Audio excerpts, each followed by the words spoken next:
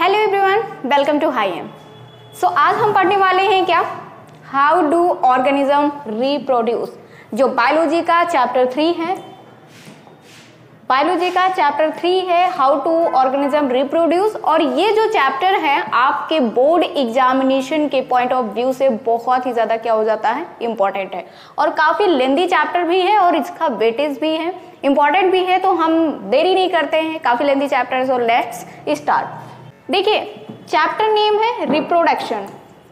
अब आपको जब तक कीवर्ड नहीं समझ में आएगा, कीवर्ड्स क्या बोल रहा है, अगर रिप्रोडक्शन है तो उसका मतलब क्या होता है, जब तक आपके पूरी चैप्टर ऊपर से डब्बा गोल रहेगी, मतलब ऊपर से निकल जाएगी। तो बेटा रिप्रोड्यूस मतलब होता है कि कोई भी ऑर्गेनिज्म, ये किस में पॉसिबल है, लिविंग ऑर्गेनिज्म में। किसमें बेटा, लिविंग ऑर्गेनिज्म में। कोई भी ऑर्गेनिज्म अपने ही जैसा सेम टाइप का एक यंग वंस या इंडिविजुअल रिप्रोड्यूस करता है, उस प्रोसेस को हम बोलते हैं क्या, रिप्रोडक्शन। तो रिप्रोडक्शन जो होता है बेटा टू टाइप्स के होते हैं। रिप्रोडक्शन जो होते हैं क्या, टू टाइप्स के होते हैं, एक सेक्सुअली रिप्रोडक्शन होगा और एक एसेक्सुअली रिप्रोडक्शन होगा। तो हम देखते हैं रिप्रोडक्शन, पहले हम समझ लेते हैं, कैटेगरी में डिवाइड कर लेते हैं, जिससे हमें क्या है पढ़ने में इजी होगा। जिसमें बेसिकली हम पढ़ेंगे माइक्रो ऑर्गेनिज्म के बारे में, ज्यादा से ज्यादा जो माइक्रो ऑर्गेनिज्म होंगे उनके बारे में हम पढ़ेंगे। सेक्सुअल रिप्रोडक्शन, सेक्सुअल रिप्रोडक्शन में कुछ प्लांट्स के बारे में, कुछ जो फ्लावर्स होते हैं वो सेक्सुअली रिप्रोडक्शन करते हैं, और जो उनका प्रोसेस होता है वो कैसा होता है, वो कैसा परफॉर्म करते हैं, सेक्सुअली करते हैं। और ह्यूमन भी, human reproduction also included in sexual reproduction. तो ह्यूमन रिप्रोडक्शन भी इसमें हम पढ़ेंगे। और ह्यूमन रिप्रोडक्शन में बेटा एनिमल्स का भी हो जाता है और ह्यूमंस का भी हो जाता है, same process animals and human दोनों का होगा। तो आई होप कि आपको ये क्लियर होगा कि हमें क्या क्या चीजें पढ़ना है। तो फर्स्ट आज जो हम पढ़ने वाले हैं वो एसेक्सुअल रिप्रोडक्शन के बारे में पढ़ेंगे। एसेक्सुअल रिप्रोडक्शन में कैसे रिप्रोड्यूस, कैसे परफॉर्म करके ऑर्गेनिज्म रिप्रोड्यूस करते हैं, उसके बारे में हम देखेंगे। तो कौन कौन से ऐसे माइक्रो ऑर्गेनिज्म होंगे और किसका क्या। तो इस चैप्टर में बेटा सबसे ज्यादा इंपॉर्टेंट है एग्जाम्पल। आपके जो भी क्वेश्चंस आएंगे एग्जाम्पल में, मान लीजिए कि एसेक्सुअल रिप्रोडक्शन में बहुत सारे क्या हैं एग्जाम्पल्स हैं, कोई बडिंग से रिप्रोड्यूस कर रहे हैं, कोई फ्रैगमेंटेशन से कर रहे हैं, कोई फिजन से कर रहे हैं, कोई स्पोर फॉर्मेशन से कर रहे हैं। तो वो सारे भी क्या हैं, वो सारे ही एग्जाम्पल्स हमें याद रखना है। तो नेक्स्ट बढ़ते हैं,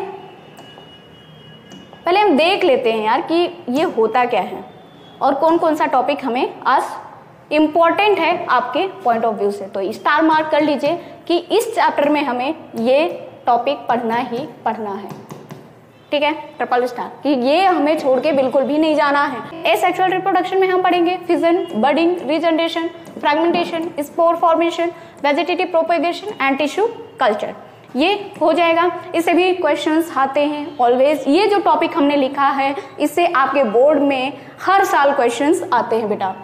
sexual reproduction in flowering plant, जो फ्लावर, कुछ ऐसे प्लांट्स होते हैं जो फ्लावर वाले होते हैं, उसमें भी सेक्सुअल रिप्रोडक्शन होता है, उसके बारे में हम देखेंगे। चाइना रोज होता है बेसिकली, उसके बारे में आपकी बुक में भी एनसीईआरटी में चाइना रोज का डायग्राम दिया है।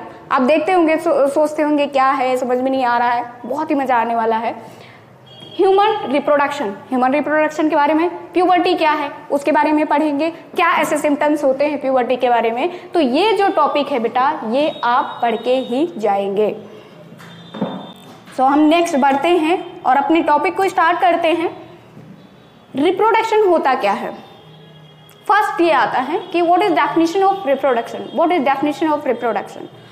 Reproduction the process of producing offsprings that are biological or genetical similar to the parent organism। क्या बोल रहा है बेटा, रिप्रोडक्शन ये है कि कोई भी ऐसा प्रोसेस जो न्यू ऑर्गेनिज्म को रिप्रोड्यूस करेगा अपने ही जैसा बायोलॉजिकली और जेनेटिकली सेम होगा, उसकी कैरेक्टरिस्टिक सेम होंगे। As you can see here कि ये जो काउ है इसमें जो इसका इंडिविजुअल है, इसका बेबी है, क्या काऊ का बेबी काऊ के जैसा होगा, भैंस का भैंस, हाथी का हाथी, है ना, सब अपने जैसे, प्लांट्स का प्लांट्स के जैसा, ह्यूमन का human.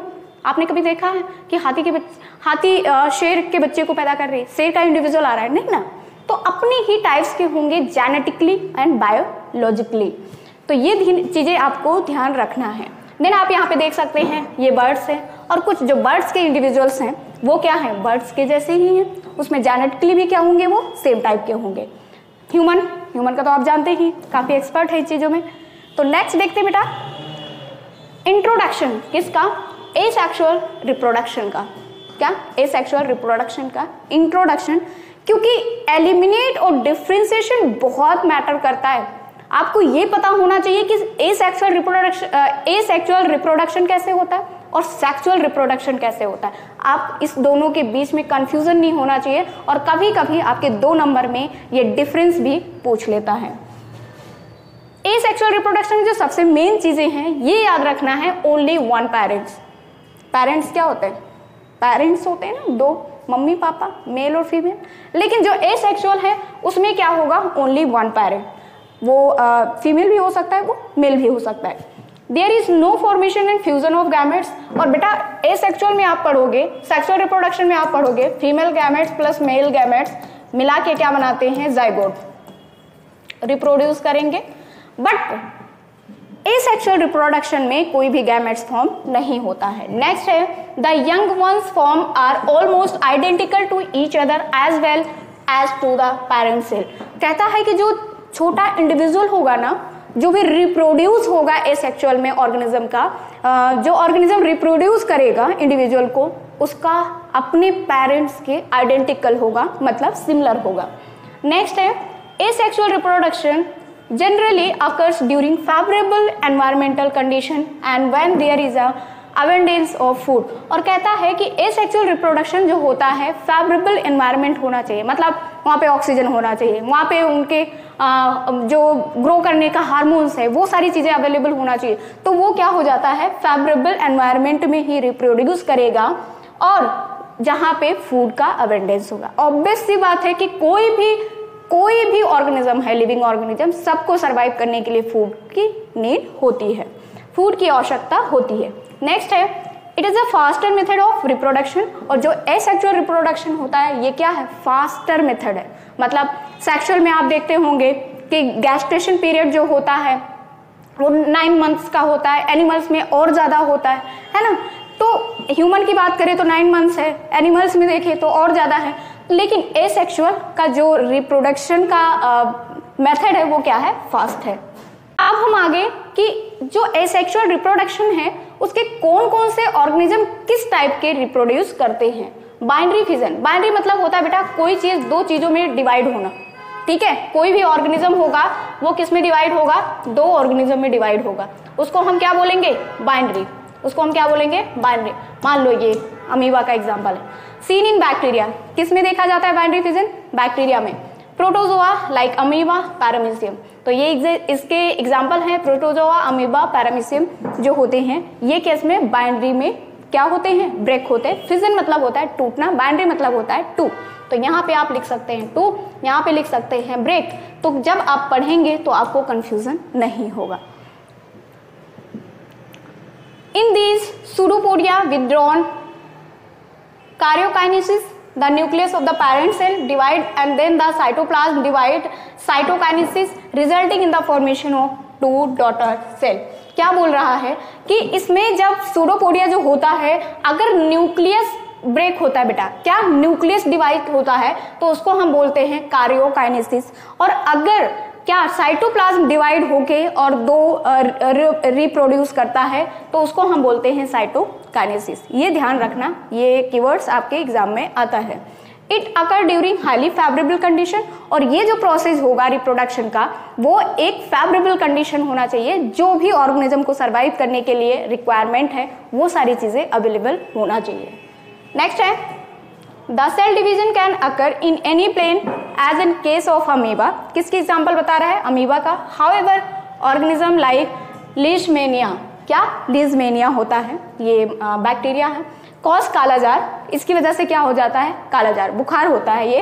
Which have a whip like flagella at one end, binary fission occurs in a definite orientation in relation to the flagellum. Okay, तो ये आपका कालाजार किसकी वजह से होता है? लेशमैनिया। आप यहाँ पे देख सकते हैं साइटोकाइनेसिस डिवीजन ऑफ साइटोप्लाज्म और कार्योकाइनेसिस डिवीजन ऑफ न्यूक्लियस, तो ये आपको क्लियर होना चाहिए। नेक्स्ट है बाइनरी फिजन ऑफ अमीबा। देखना अमीबा का कैसे होता है बेटा, ये देखना ये न्यूक्लियस है, ये क्या हुआ, न्यूक्लियस एक्सपेंड हो रहा है, धीरे धीरे न्यूक्लियस क्या हो रहा है, एक्सपेंड हो रहा है। और आपको ये पता है, यू नो ऑलरेडी, कि आपको ये पता है कि इसके बीच में क्या होता है बेटा, साइटोप्लाज्म, जो कि क्या होता है, एक लिक्विड होता है।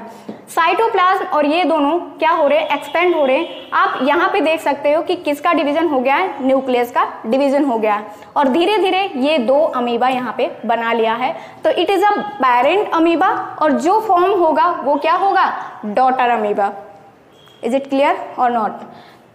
आई होप क्लियर होगा, कोई बड़ा टर्म नहीं है ये, आपको अच्छे से ये याद हो जाएगा अगर आप एक बार डायग्राम को अच्छे से देखेंगे। नेक्स्ट है मल्टीपल फिजन। बाइनरी फिजन का क्या था बेटा, कोई भी ऑर्गेनिज्म दो में ब्रेक होना, वो क्या है, बाइनरी फिजन। मल्टीपल फिजन मतलब होता है कि मल्टीपल डॉटर सेल होंगे, एक पेरेंट सेल के जब मल्टीपल डॉटर सेल हो जाएंगे तो उसको हम क्या बोलते हैं, मल्टीपल फिजन।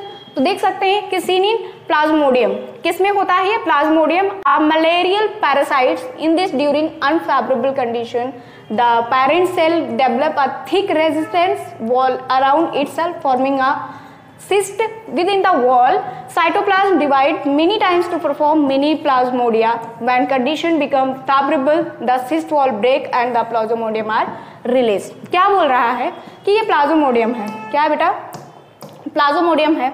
यहाँ पे न्यूक्लियस आप देख सकते हैं, ये क्या होता है कि अंदर ये बहुत सारे क्या हो जाते हैं, बहुत सारे एग या एक बोल सकते हो न्यूक्लियस डॉटर सेल अंदर है, कि बहुत सारे डॉटर सेल अंदर डेवलप हो गए। अब ये क्या करेगा कि इसके जो बाहर है इसको सिस्ट बोलते हैं, क्या बोलते हैं, सिस्ट बोलते हैं। तो सिस्ट जो होता है एक तरीके से वो प्रोटेक्ट करता है, किसका प्रोटेक्ट करता है, जो उसमें प्लाज्मोडियम डॉटर सेल आए हुए हैं।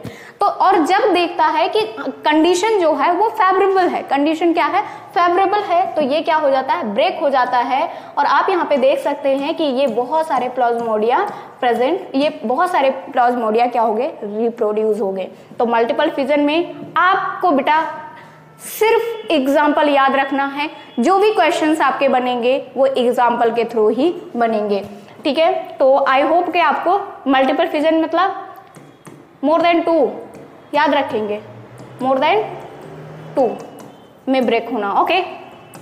Is it clear? So next बढ़ते हैं आगे। बडिंग, बडिंग नाम से ही पता चल रहा है, बड मतलब क्या होता है, कली।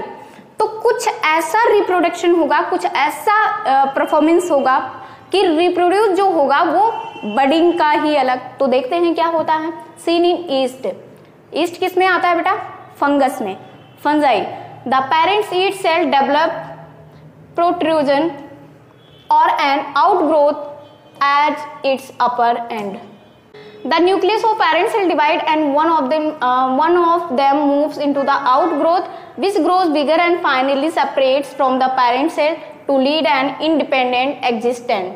Very often in a condition are highly favorable, a chain of buds is formed. तो आप यहाँ पे देखिए, ये है ईस्ट, क्या है बेटा, ईस्ट है। लेकिन जो ईस्ट होता है वो यूनिसेलुलर होता है, क्या होता है, यूनिसेलुलर ऑर्गेनिज्म, मतलब एक ही सेल प्रेजेंट होते हैं उसमें, क्या है बेटा, ये यूनिसेलुलर ऑर्गेनिज्म।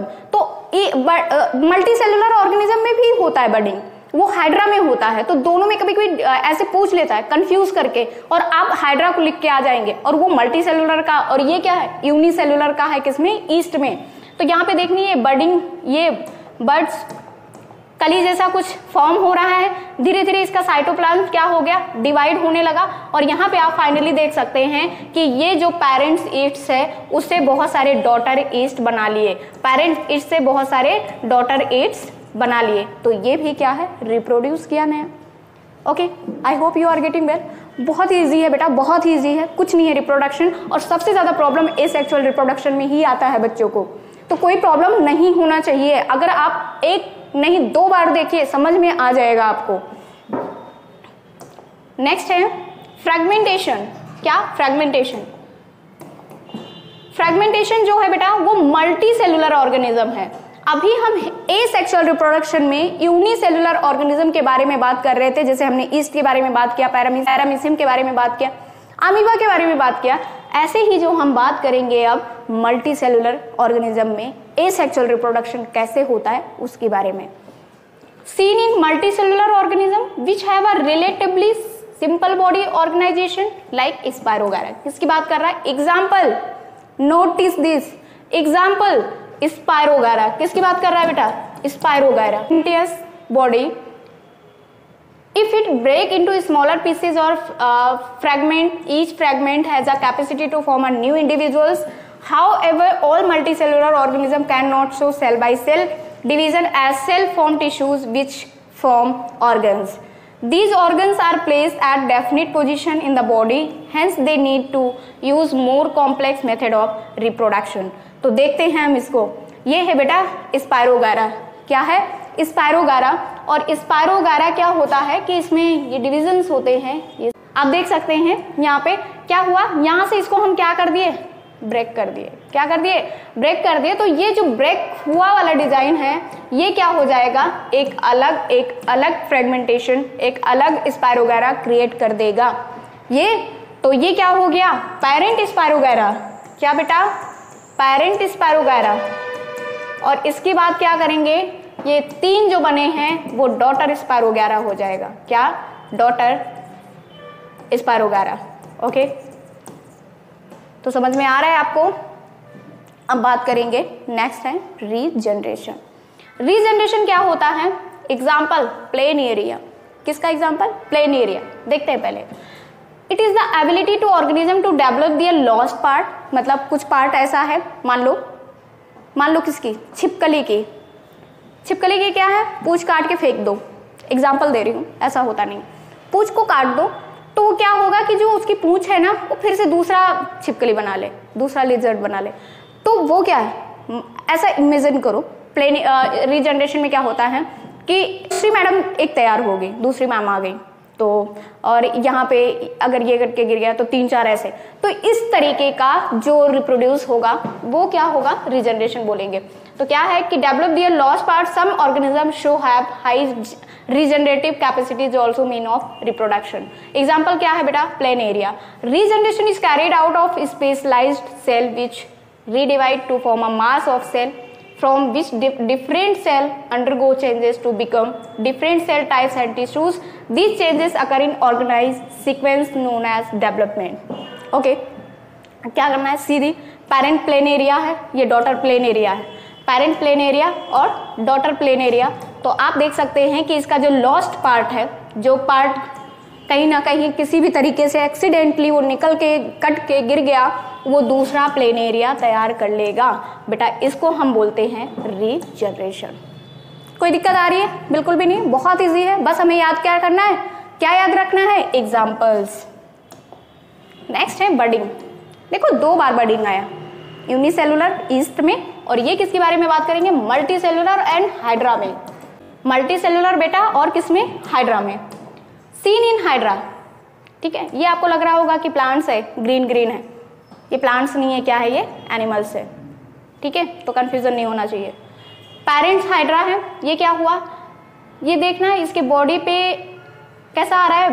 बर्ड कली टाइप का आ रहा है, और ये धीरे धीरे न्यू बर्ड डेवलपिंग है ये, और ये न्यू बर्ड ग्रो कर लिया, और ये फिर न्यू हाइड्रा ही अलग हो जाता है।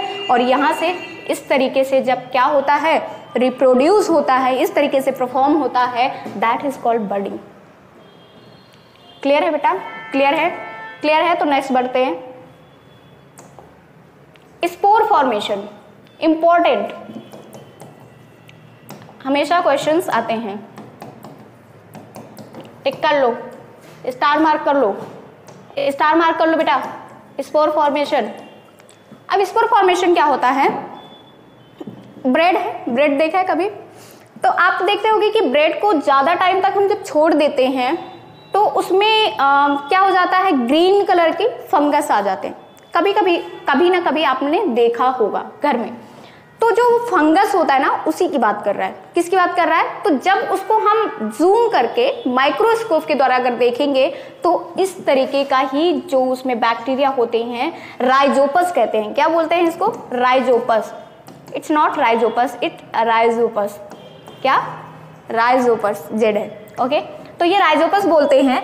अब देखना कि ये राइजोपस क्या करता है कि उसकी जो ये डायग्राम देखिए आप, जूम कर देते हैं इसको। तो ये किसकी बात कर रहे हैं? ये बात कर रहे हैं हम जो हमारे ब्रेड में फंगस होता है। तो ये माइक्रोस्कोपिक इमेज है ये।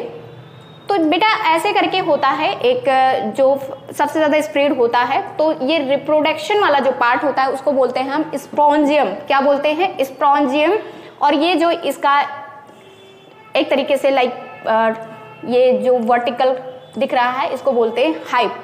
तो ये देखना इसमें क्या भरा हुआ है, ये क्या भरा हुआ है? स्पोर्स, बहुत सारे क्या भरे हुए हैं? स्पोर्स है। और यही क्या हो जाते हैं? ब्रेड पे गिरते जाते हैं। और आप एक टाइम पे देखेंगे कि एक कॉर्नर पे ही ब्रेड खराब है, लेकिन कुछ टाइम के बाद में देखेंगे कि वो पूरी की पूरी क्या हो जाती है? स्प्रेड हो जाती है, पूरी फंगस उसमें फैल जाती है। तो इसको हम क्या बोलते हैं? Spore formation. तो ये आपको एग्जाम्पल याद रखना है, ये एग्जाम्पल याद रखना है। किसमें होता है स्पोर फॉर्मेशन? राइजोपस। और एक चीज और पूछता है कि जो स्पोर फॉर्मेशन का रिप्रोडक्टिव पार्ट क्या है, तो वो क्या होगा? स्पोंजियम। क्या होगा वो? स्पोंजियम। देखना बेटा, सीनी राइजोपस अ फंगस। क्या है ये? फंगस है। Rhizopus body is made of the thread like structure. अभी आपको देखा है ये थ्रेड लाइक स्ट्रक्चर है, जिसको हम क्या बोलते हैं? Hive. The erect hive where spongia inside which reproductive structures called spores are formed. Spores are asexually reproducing bodies having a thick protective wall. They are produced during unfavorable times and helps to tide over the unfavorable environment condition. When the spore falls on the suitable medium, each one form a new individuals. और यही जो spore होता है वो क्या करता है? गिरता जाता है ब्रेड पे और पूरी तरीके से ये स्प्रेड हो जाता है। नया नया क्या बैक्टीरिया, नया नया फंगस रिप्रोड्यूस करता है। वेजिटेटिव प्रोपोगेशन का मतलब ही होता है किसके बारे में? प्लांट्स के बारे में ही हम बात करेंगे इसमें। Method by which plants reproduce by their vegetative parts such as root, stems and leaves. और लीव्स और स्टेम और रूट्स के द्वारा कैसे रिप्रोड्यूस होगा उसके बारे में हम पढ़ेंगे। नाम से पता चलता है वेजिटेटिव मतलब प्लांट्स के। Types of vegetative propagation. Vegetative propagation के 2 टाइप्स होते हैं। फर्स्ट है नेचुरल वेजिटेटिव प्रोपोगेशन और सेकेंड है आर्टिफिशियल वेजिटेटिव प्रोपोगेशन, जिसको हम बोलते हैं टिश्यू कल्चर। नाम सुना होगा कहीं ना कहीं। जो मिंट होता है बेटा, पुदीने की बात कर रहा है।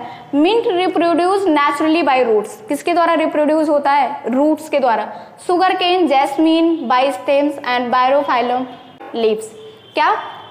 जो जैस्मीन और सुगर केन होता है स्टेम के द्वारा ग्रो करता है, और जो बायोफाइलम होता है वो लीव्स के द्वारा रिप्रोड्यूस करता है। तो जो बायोफाइलम होता है बेटा, buds are reproduce in the notches along the leaves margin and when they fall on the soil they develop into new plants. देखते हैं एक एक करके देखते हैं। यहाँ पे देखिए मिंट की बात कर रहा है, मिंट की बात कर रहा है। ये किसके द्वारा ग्रो कर रहा है? ये रूट्स के द्वारा कर रहा है। तो याद रखेंगे एग्जाम्पल फर्स्ट। आलू की बात करते हैं बेटा, किसकी? पोटैटो की बात करते हैं। किसकी बात करते हैं? पोटैटो।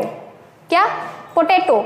पोटैटो की अगर बात करते हैं हम, तो आपने देखा होगा घर में कभी कभी आलू आता है, क्या होता है?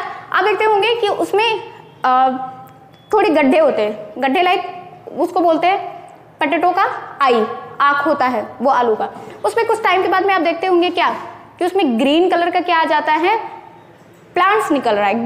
ग्रीन कलर का क्या निकल रहा है? प्लांट्स निकल रहा है। तो जो आलू होता है, जो पोटैटो होता है, वो किसके द्वारा रिप्रोड्यूस करता है? वो स्टेम के द्वारा रिप्रोड्यूस करता है।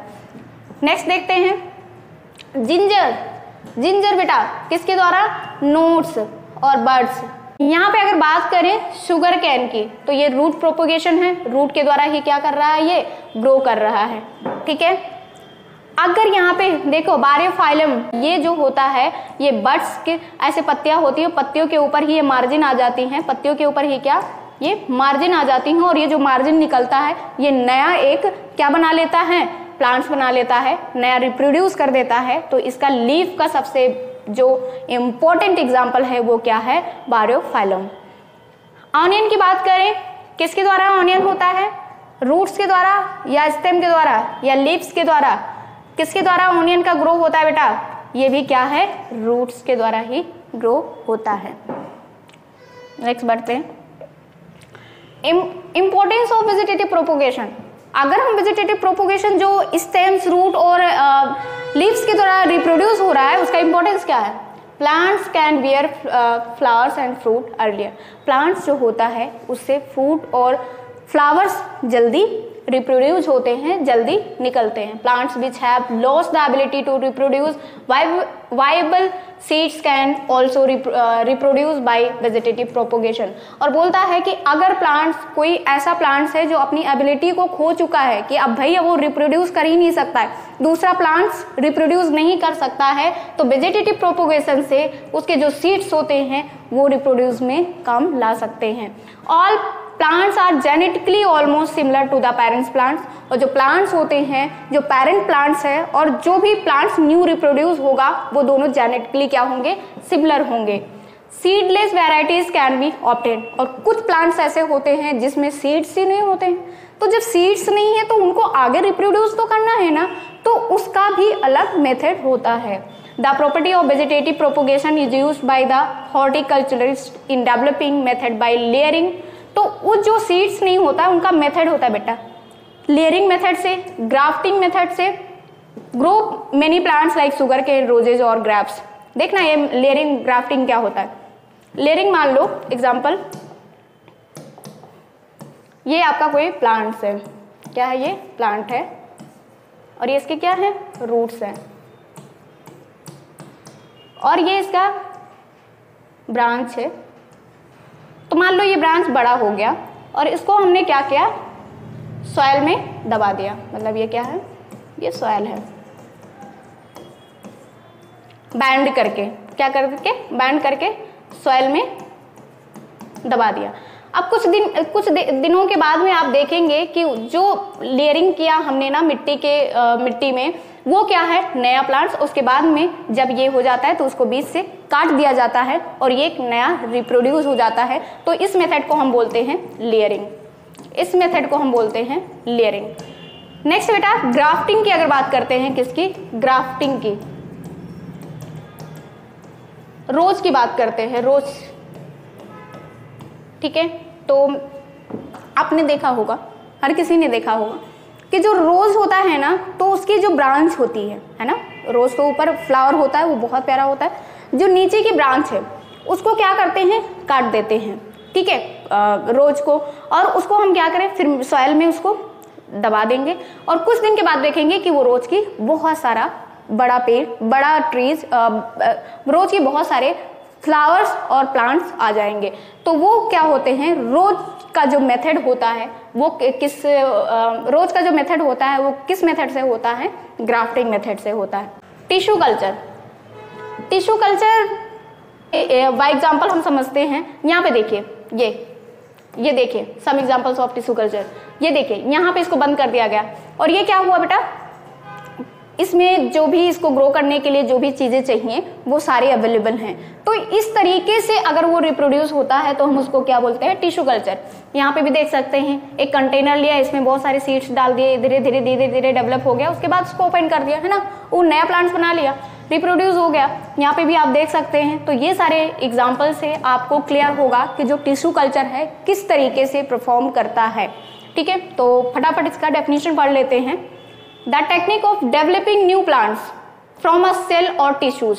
तो यहाँ पे क्या किए, टिश्यूज ले लिए प्लांट्स का और टिश्यूज को क्या कर दिए, बंद कर दिए, ठीक है, बंद कर दिए किसी भी ऐसे कंटेनर में और उसमें वो सारे फेवरेबल कंडीशंस दिए जो एक प्लांट्स को ग्रो करने में चाहिए। तो ये देखते हैं कि कुछ टाइम के बाद में प्लांट्स क्या हो जाता है, ग्रो हो जाता है और बाद में उसको खुले जगह पे, खुले एटमॉस्फेयर में छोड़ दिया जाता है और वो नया प्लांट्स रिप्रोड्यूस कर देता है। इसी मेथड को हम बोलते हैं क्या, टिश्यू कल्चर। द सेल्स और tissues is placed in the nutrient medium where it's form a mass of cells called thallus. तो ये क्या होगा कि सेल्स उसके जो हैं वो क्या होंगे, डिवाइड होंगे और फॉर्म होंगे मास, उसको हम क्या बोलते हैं, callus. Callus is the transfer to another nutrient medium where is the differentiate and form a new plants. तो ये था बेटा एसेक्सुअल रिप्रोडक्शन। नेक्स्ट क्लास में हम पढ़ेंगे सेक्सुअल रिप्रोडक्शन के बारे में। तो एसेक्सुअल रिप्रोडक्शन भी काफी इंपॉर्टेंट है, इससे क्वेश्चंस आते ही आते हैं। तो आप ऐसा मत करिएगा कि ये बहुत, जैसे बच्चों को वेट रहता है कि ह्यूमन रिप्रोडक्शन के बारे में पढ़ना है, तो ऐसे ही ये क्रेविंग हर टॉपिक के लिए होना चाहिए, हर चैप्टर के लिए होना चाहिए, तभी आप क्या बनेंगे, टॉपर बनेंगे। तो क्या है कि इससे जो एसेक्सुअल रिप्रोडक्शन है आपको समझ में आ गया होगा। अगर आपको कुछ स्किप हो रहा है या कुछ नहीं समझ में आ रहा है तो आप दोबारा रिपीट मोड पे वीडियो को देखेंगे तो आपको सारी चीजें क्लियर हो जाएगी। सो अगर आपको समझ में आ रहा है please like, share and subscribe and do let me on the comment box. तो मिलते हैं नेक्स्ट वीडियो में, तब तक के लिए अपना ख्याल रखिए, बाय बाय, टेक केयर।